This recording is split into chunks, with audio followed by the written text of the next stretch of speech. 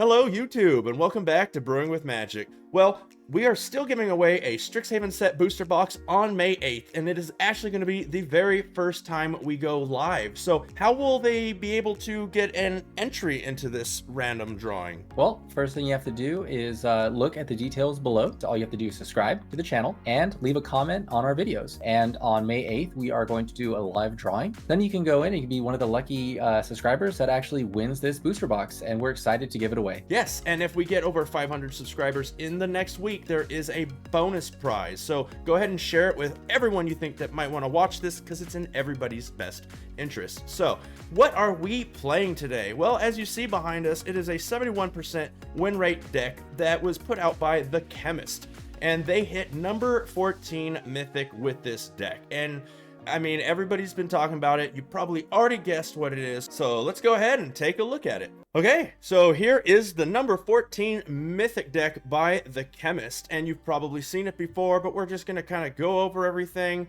and explain why it's doing so well. And then we're going to actually do something a little bit different this time, right? Well, what are we doing that's going to be different than the normal videos that we put out? So what we're going to do is we're actually going to talk through the gameplay as you're playing the game. So we're going to kind of go through it and see how the plays are going out, talk about how the current meta is, and maybe some like why we're doing this play versus not doing this play, just to kind of give you a little bit of insider information on how to utilize decks like this in the current meta.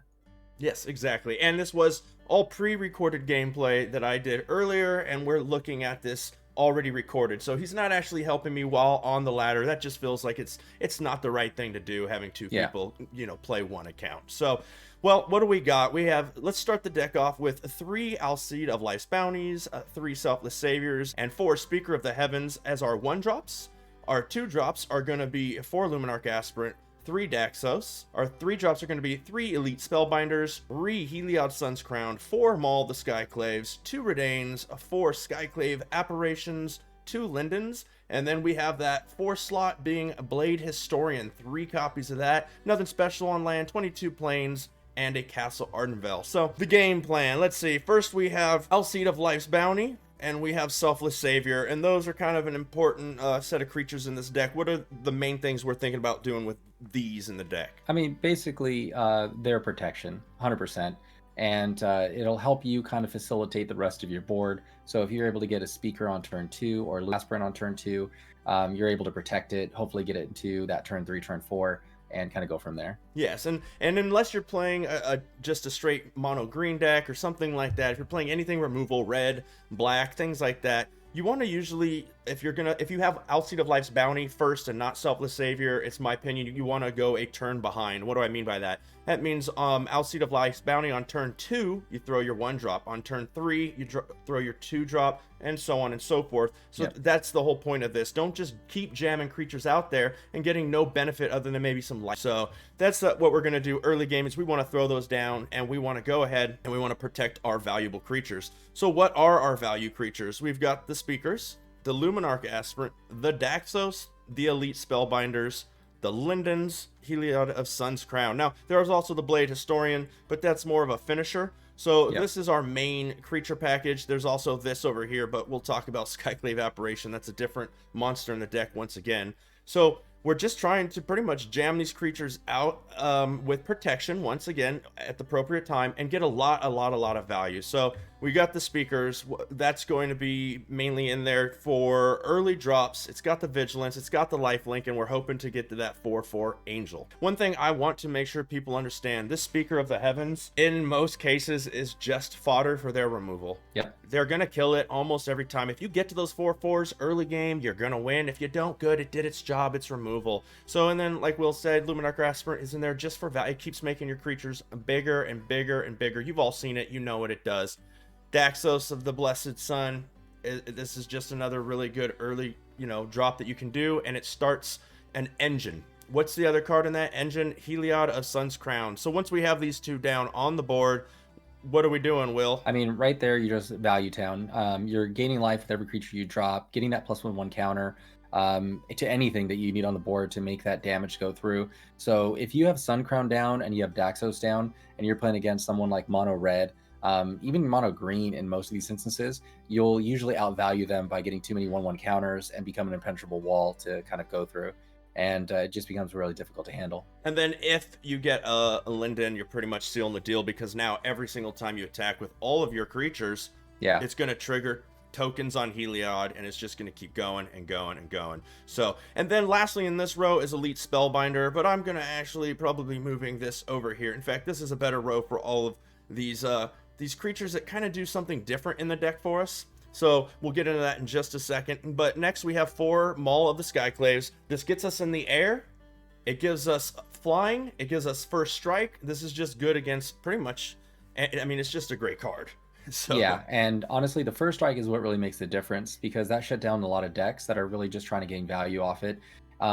You'll see in the gameplay up ahead, especially even if they're using trick plays to try to like pump their creatures or use equipment to give double strike, you're seeing it head on now, so they're not getting any advantage, and that's why Maul of Skyclave is so good.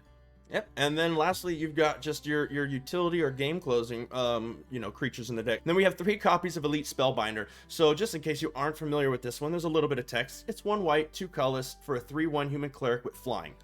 And then it reads, when Elite Spellbinder enters the battlefield, look at a target opponent's hand. You may exile a non-land card from it. For as long as that card remains in exile, its owner may play it. A spell cast this way costs 2 colorless more to cast. Now, you will definitely see this work a lot in your favor if you get this on the board. You're usually using this to disrupt, anything that, Mono Black is going to try to Shadow's Verdict. They're going to try to Extinction Event. There's ultimatums. There's a lot of things. What comes to the top of your mind when you think I was going to say this card specifically, if you can drop this on turn 3, you're stopping them from annihilating your board in some way or getting to a win con in some way. And that's why this card is so dangerous. I've seen it so much more played now, and it's becoming more of a nuisance card. And you really want to try to get to your finisher or get to your win con or get to some way to remove it. And if you can't, most likely this deck's going to run you over because of this card. Exactly. Then we've got 2 copies of Redain. If you're playing against Snow, obviously you want to throw it on the Redain side. Sometimes no, though. I actually use this card a lot for the backside, the Protector's Shield. If you're going against a white deck that just can't build up because they don't have, say a Luminarch Aspirant, and they're just hitting you, all their creatures are hitting you for 1, now you're getting hit for 0. Mono red, same thing, a lot of little creatures hitting you for 0, or just the reduction of 1 per creature period is nice. Robber the Rich only hitting you for 1. Great card. And then we have 4 copies of Skyclave Apparition. This is our removal. Yeah. Right? That's pretty much how we want to use this card. Don't 100%. Remove things that you can handle without using Skyclave Apparition. Yeah. If they throw a Fervent Champion down, you're probably not going to want to use Skyclave Apparition on that, right? No, not at all. You really want to use this for like a Torbrand or maybe even a Giant, just to kind of like take out some of the bigger threats.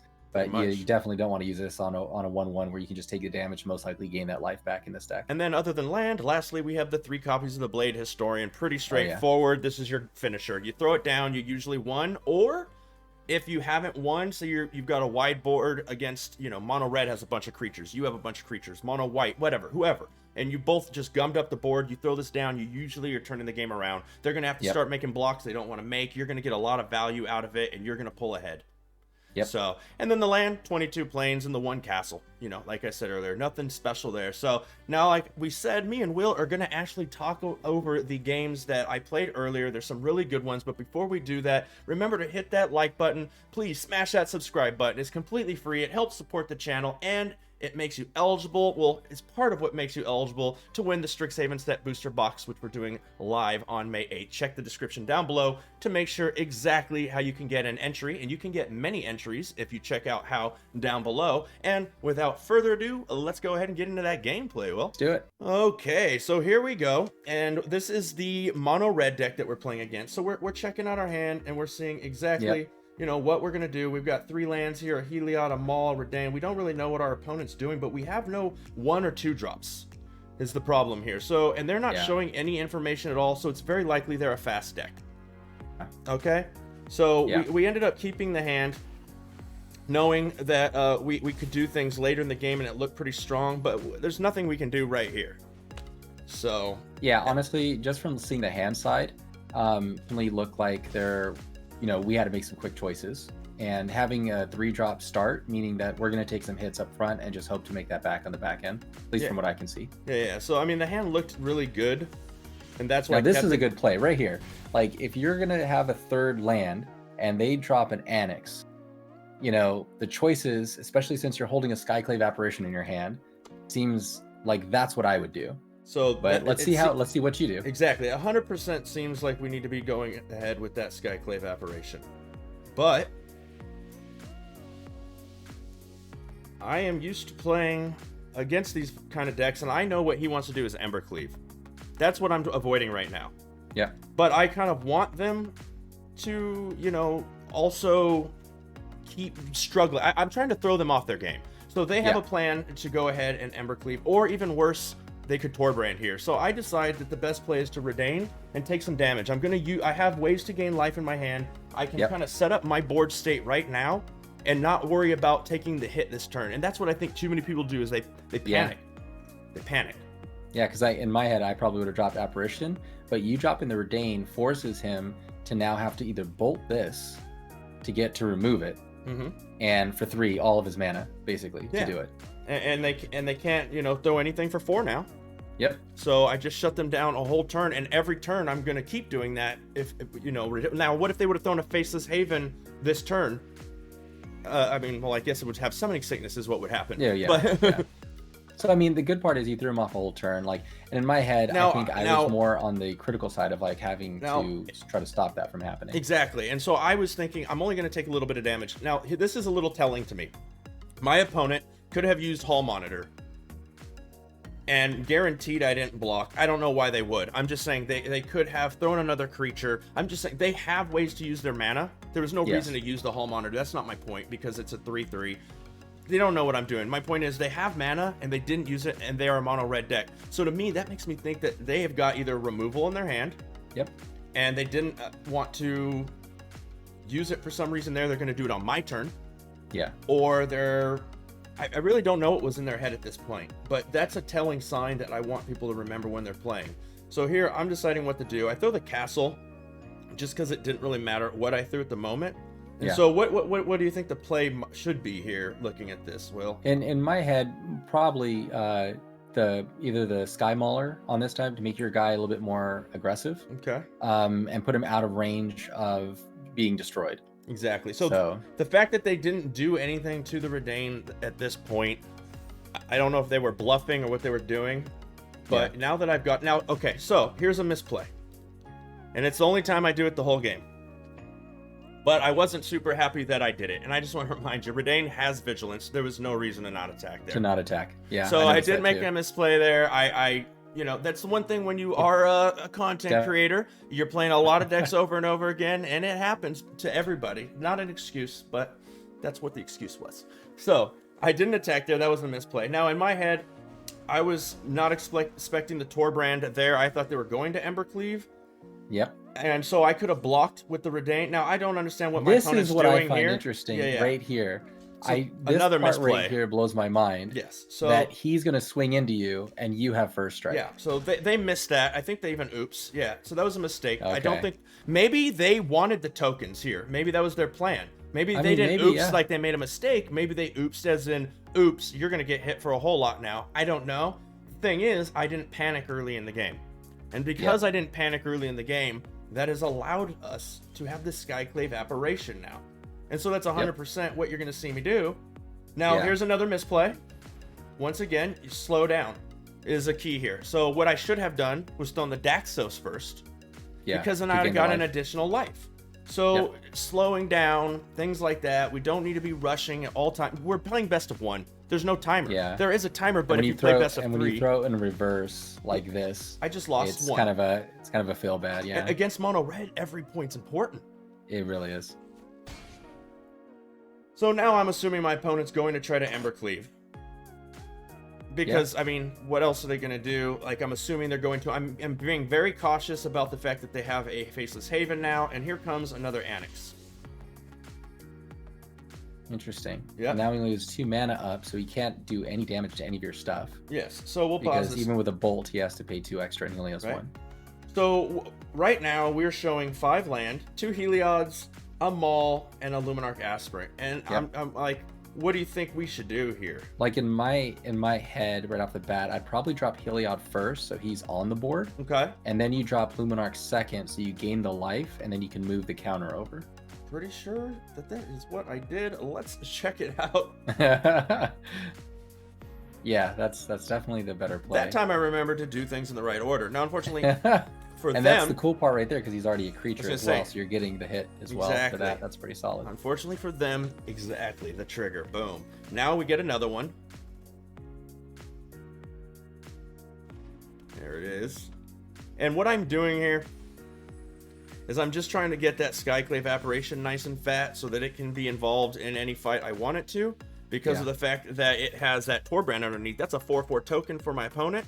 And then I put one on the Luminarch so that next turn I can try to get out of a Stomp range, and then the turn after that try to get out of Frostbite range. Yeah. So that was kind of what I was doing there. I also like at this moment, just from a mono red player's standpoint, you have 2 cards and you just drew your third. You have nothing but 1/1s. You do have a 3/3, but you're paying 2 more for any spell that you're going to do. So removal becomes that much more difficult. Being able to put on double strike. Ember Cleave is 2 more no matter what. Two more difficult. It's just right now what you built is a wall, and it makes it. If I was a mono red player at this moment, your outs are very limited. So there's a land. There's another Hall Monitor. What do they got here? What are they gonna do? Don't think there's much they can do. Yeah, this is very limited at this moment. Most likely, you're gonna lose this game. Yeah, if you're mono red, because I can just swing every turn with the Redain. Yeah. And then just hold back. So they decide to make bad decisions. Yep. And that's just my opinion. Now, I'm also assuming there's an Ember Cleave 100%. So yeah, we're going to kind of look at these blocks here. So we've got this all set up. We're going to make one more block. And then, so what I've done is I know that if they throw the Ember Cleave on the Annex, I'm not losing my Heliod. Yeah.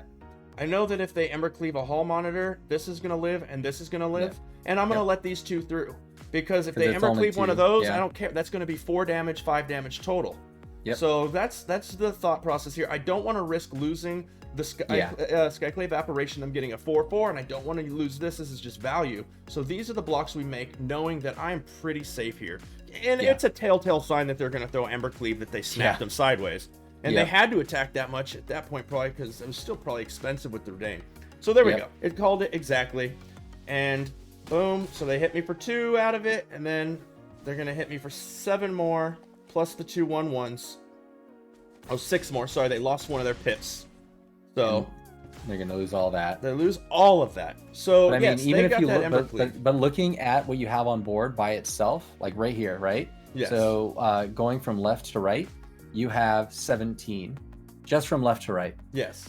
4, 4, 2 is 10, plus 5 is 15, plus 2 is 17. You're going to add 1, and you can drop them all. So you're hitting him for over 20 damage on the return, and you can't block any of it. And they can't block any of it. Yeah. So I've just decided, game. You know, I was just kind of looking because, okay, so the reason I didn't just jam him sideways is just, you know, you saw me make the mistake with the Redain. Even on turns where you know you can win, take your time, go slow, and play the turn out as if you weren't going to win that turn. It will keep you consistent the way you play. Now, it might look like a jerk to your opponent, like you already had it. Why are you doing these things? But just play your turn out. You're not being a jerk if you're just learning your deck. And that's just a little piece of advice, and that's why I was looking at my cards, deciding what I was going to do with my Luminarch Aspirant. So that is how you play this deck against Mono Red. Pretty much cleaned up. Yeah, that was pretty brutal. Once you had that line of wall defense, I was pretty much, I didn't see the game before, guys, so this is just me watching it for the first time. And that's just what I could see from it. Yeah, so next, let's go ahead and check out. Pretty much decide that I can go turn 1, either Selfless or Speaker, into a turn 2, into a third being Heliod. So that's what I'm thinking, and it looks like a good hand to me. Yeah, no, honestly, it looks like a solid hand. You know, there's like 4 lands there. Definitely have turn 1, turn 2 play, some protection, get Heliod down.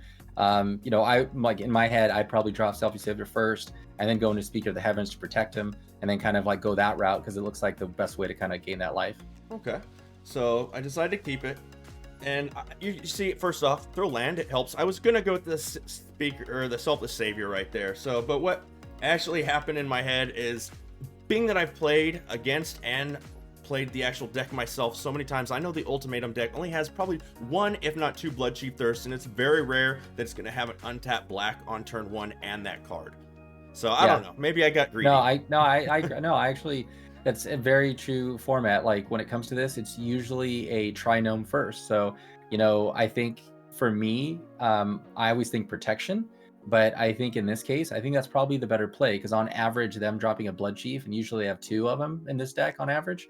Then yeah, I think that's probably a better play. I mean, based on what's in my hand, my thought is I want to try to get to 27 life as fast as possible and try to blow them out because you know that they're going to have the, you know, one of the board wipes. So I did that, and then I play with my cards because that's what I do when I'm playing. There's that trinome exactly like we called it, into the Selfless Savior. So pretty much did exactly what we thought was going to happen. So, kind of thinking about what I'm going to do. They go Maze Mind Tome. We're fine I think here, for me, personally, seeing the Elite Spellbinder, that's usually a play that I would do secondary, because now that I have protection, I want to see their hand and probably remove their biggest threat based off what they're seeing, especially now that using a spell, a Mind Stone, just to kind of like see what their next card is. This kind of eliminates, hopefully, one of the bigger threats, but it's interesting. Yeah, so I'm actually going to, in my head, I know exactly what they're going to do this turn. They're going to cultivate. And so what I decided to go with the Heliod. I know that nothing on turn 3 really scares me that they're going to do. They could try to kill one of my creatures. Like, they might have an Elspeth's Nightmare, but that's I have what I would think too. Exactly. I've got the dog. Otherwise, they're going to cultivate. That's what they're going to do. So I want to get Heliod out, especially seeing that Linden, because I'm going to get so much more value out of this Heliod here. And then, you know, the Speaker is going to gain life, which is also going to give the +1/+1. So I know I have a whole nother turn to throw this Elite Spellbinder. Yeah. So don't rush out things like Elite Spellbinder when it's not necessary, right? Yeah, especially in this case. So let's see what they do. Oh, hey, look, put that counter on there. And that also protects it from Heartless Act. Heartless Act, yeah. So yeah, seeing this gameplay for the first time, it's kind of interesting to actually see it and take a step back when it gets your Sulti. There's the Cultivate. There's the Cultivate. Oh, it's pretty solid. Now, I obviously was in that game, so I knew they were going to do that, but that's what my mentality was. So it's going to shift back to our turn here. And I have to make a decision. Yeah, because right here, looking at 4 mana, dropping a 5th, they can either Verdict you or they can Extinction Event you. Yes. So a lot of people might think, slam the Linden, powers up the Heliod. You get a whole bunch of, you get a couple of triggers off of it, plus the Heliod, plus another trigger once the Speaker hits, and try to maximize their damage on the opponent. But that's actually not the play. Yeah, because you could lose everything if you do that. And you're not going to win the game that turn. Yeah. So the play is actually to throw out the Elite Spellbinder and see their hand. I want to see their hand before and then see. So we know that they knew it was over. Yeah, because they don't have single removal. Yeah, I was gonna say, because at that moment, if they did have the removal and only one of, and you just drop the Spellbinder, you remove that from them, and now you're swinging in, and then the next turn with the Linden, you basically are going to win. Yeah, that's pretty much over. So that is a super powerful card. I'm really starting to love this Elite Spellbinder. I'm not going to lie. It definitely puts in work. Yeah, and I'm seeing a lot more of it. It's pretty hard to deal with. Okay, so I can't wait till you see this one. This is the Rogue deck. And anytime you beat Rogues, it feels good. And the deck seems pretty solid against Rogues. I'm not going to lie. So here's my opening hand. Habit I always do to see what they have. I know it says it right here, you know? Yeah. But by checking, I was going to say all it is for me, it's something I can do to try to slow down. Yeah. And I'm looking at this hand right now too, you know, perfect hand size. You're looking at what mana that you already have, Selfish Saver, Speaker, Elite Spellbinder, Heliod. I mean, that is an amazingly good start. Not only do you have protection, you have a spell, you're a Speaker of the Heavens, so start getting life. Then your Elite Spellbinder to see their hand. You have the Heliod to give counters. I mean, this seems like it definitely keepable. I'd keep this hand. Yeah. Now, it's not only keepable against Rogues, because you know I'm playing Rogues. I told you that. But the other deck this could have been with the lore showing is a mono white deck. Yep. Well, mono, white versus white. This is pretty good. You know, we could go turn 1 Speaker into turn 2 Selfless, because against another mono white deck, we know that they can't, remove that right away. And then we could, we have a lot of options. Now, I think seeing a Loris, I'm pretty sure I slammed the speaker first in this situation. But let's go ahead. Let's go ahead and see what I did.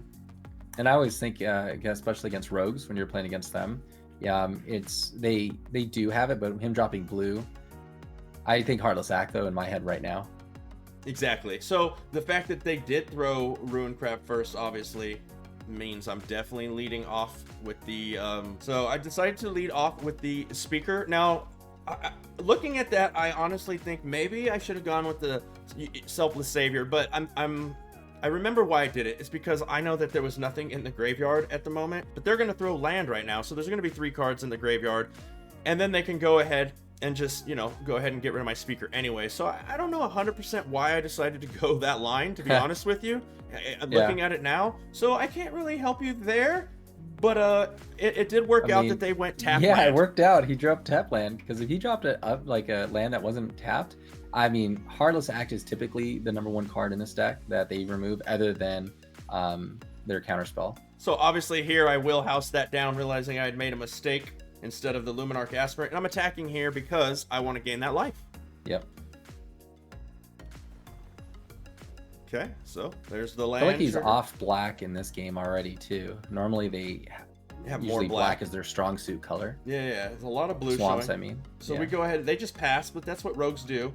And so, we have to decide whether or not they can this is a counter tough us. choice, because he's already milled 6 cards off you. So right now he can pretty much counter anything you drop. Anything I do here. So I know that it's probably in my best interest to try to throw something out that's going to bait them. Now, so I'm like, wait a minute, do I want the Luminarch Aspirant? And I'm thinking to myself, what do I want to lose right here? Is what the play is. So I decide to go with the Elite Spellbinder because I would have done the same. Yeah, because now they have to counter. See their hand. Exactly. I want to see their hand, or they have to counter it. So I still remove a card, right? Yeah. Either way, you're removing something, either a counter spell or you're seeing their hand and you're taking away one of their better spells. So they slam the Thieves Guild Enforcer. Interesting. Which, right? I guess now we'll see what they were holding up to. So that's good. I mean, I would pick into the story personally myself. I don't want them drawing cards. And I never want them drawing cards. Exactly. Against rogues, you got to shut down their draw. Yeah. And obviously, I don't attack. Yeah. I mean, man, he is not missing the right. I mean, that is a perfect top deck into a Fable Passage. That's already, so it's 12 cards gone. I hate rogues. Yeah, it was putting me to sleep. Same things over and over again.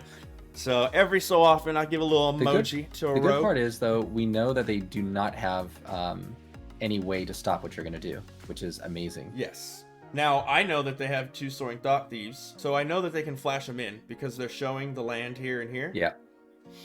Yeah, I think Skyclave is the best choice too, because that's what I would have done. Having First Strike is vital right now. Exactly. And then putting it on your Speaker of the Heavens, that's what I would have done too, because now it's a 3/3, harder to deal with, and you can block and gain that much life. Yeah, and if they want to block the Elite Spellbinder, if I were to, I don't mind. Yeah. And having First Strike makes it so much better, just due to the fact that even if they try to block it, great, but if you didn't attack, or since you have Vigilance, I mean, now you can block his Thieves Forge and Enforcer as well, right? Which is solid. So there's the double snap out that we knew was going to happen. Now, I don't 100% understand exactly. See, if he was smart, he double blocks the Speaker. I think they double block the Speaker too to guarantee that it dies. That's what I would do, just to remove it from the board. Yeah, and I would have used the lifelink is more important at this time. Exactly. I would have used this Selfless Savior either way, but they wouldn't have lost both of their Soaring Thought Thieves, I don't believe, the other way. No, they wouldn't. So I don't 100%. I mean, they're not. Yeah, it didn't make any sense. Yeah, if I would have double blocked, you would have forced the trade. But instead, he loses both at the same time. Decided not to emote again. I was like, don't keep doing it to that poor rogue player. That's just like a feel bad. Oh, then he top decks the Drown in the Loch. Exactly, right? That's amazingly good draw. Interesting. Right? I'm like, are you kidding me? That's a solid top deck. Now I'm at, 21? But now you also know that he doesn't have removal. So the play to I'm racing. I am racing. Perfect. Exactly. So what I just did there is I knew by throwing the Blade Historian, that's 6. If I would have Yep. thrown this here, boom, onto here, that's only 5, right? Yeah. And I can And do you it already know next next turn if you really wanted to, you could mull the Skyclave onto your 3/3, making him a 4/4, swinging for 8. And now you're really on a race. Yeah, or give it to your Blade Historian. Yeah, to make put the it Blade a- Historian in the air. It's Yeah. probably, I'm almost sure positive that's what I did, because the 3/1's already in the air. I want to just keep going over their heads. So see, they bringing in the Loris. I'm like checking to see what they got in their graveyard, but I don't think it matters. Once I decide to do this play here, they kind of just know that I've got it. So once again, I'm looking at this, I'm looking at this. I'm about to throw the Heliod. I'm kind of reassessing my situation here. I decide to throw these both down. Yeah, because then you can Luminarch. Now, you have double strike, so Yes. even if you blocked, it didn't matter. Now, once again, I do want to reiterate to slow down, because of the fact that had I just equipped all the Skyclave onto the Blade Historian, that would have been the game over. Yeah. Because this would have been a 5 instead of, it would have been a 4. Yep. So it would have done 2 extra damage. So you just got to look at all the lines. I was like, oh, I'm going wide on these rogues. I'm yeah, too that's busy. why in my head initially I was Skyclave. I was thinking Skyclave on the Blade, And then you go in. And you had said it, and I was, and that's the reason I missed that one is I get flustered against rogues. You see me playing with the emotes. I shouldn't be doing that. So just get all of that out of your head. And the reason I even bring it up is so that you can see it happens to all of us. We get annoyed when we see rogues over and over again. We play fast. We have all of these amazing plays that we can do, and our opponent can't keep up with that. They've only got that in their hand, when all I had to do was attach them all, win the game. Yeah. So, but it works out. And this guy's for been us. top decking like crazy, but for him to do Into the Story was when you had this that was just game. I think they were just going ahead with what they had and decided to go ahead and play it out. So even with mistakes here and there, which we all make, the deck is still super, super strong. And if you sit there and play this deck over and over and over again, you might put up a nice lost string until you really start to learn the ins and out of this deck. But then it will put up solid results. You can't just grab any deck and expect to win, right? No, not at all. And then you have to put the reps in, because you have to know the meta. You have to know what card makes more sense at that time. Versus, we gave you 3 different decks here. Sulti, and in this case, we're talking about rogues. And this rogue deck should really kind of like open your eyes a little bit too on, I would have played a little bit different in one aspect and might have lost the game. And Alan here, he decided to go a different route and he won it. Yeah.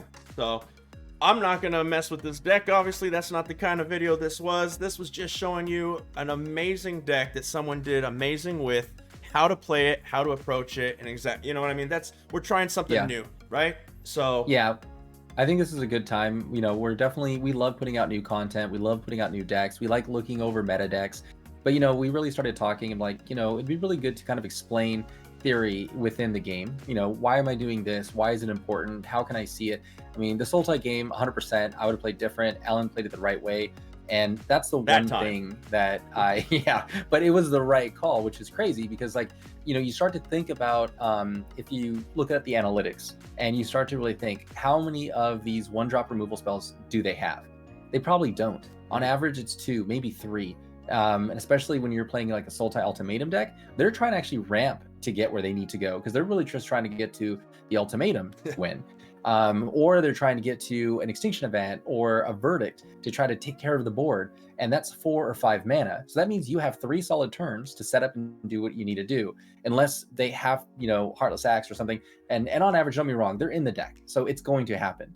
But you also have to sometimes take those chances, think a little bit differently, and in this case, it paid off. Yeah, so, and I don't know about you, Will, but I think that this might be a really fun direction, kind of take our main gameplay in the future. And make sure down in the comments you let us know what you think of this kind of video. So we might kind of take the channel this direction depending on if it's something you want to see. So we're still going to have the gameplay like in this video, but the difference is maybe we're going to focus on fun, and we're going to show you fun decks. We're still going to sprinkle those in, but we could still do this format. But what I'm thinking is maybe we need to help our subscribers get to Diamond, get to Mythic. And the way we can do that, me and Will, because he looks at things different, is we can approach the video this way for everybody. Take an actual deck that has been proven time and time again, and really deep dive into it and figure out what's the deck doing and how do you win. Because there's so many times you'll just copy, import, play the deck, lose, and you're like, this deck is trash. But you didn't know the ins, the outs, the reasons why to do what you're doing. So definitely leave a comment down below letting us know what you think about that. If you like this video, and I hope you do, or anything else we do, please give this video a like. Please smash that subscribe button. It's completely free. It means a whole lot to us. And as always, until next time, we'll have a blast in the arena. Yeah.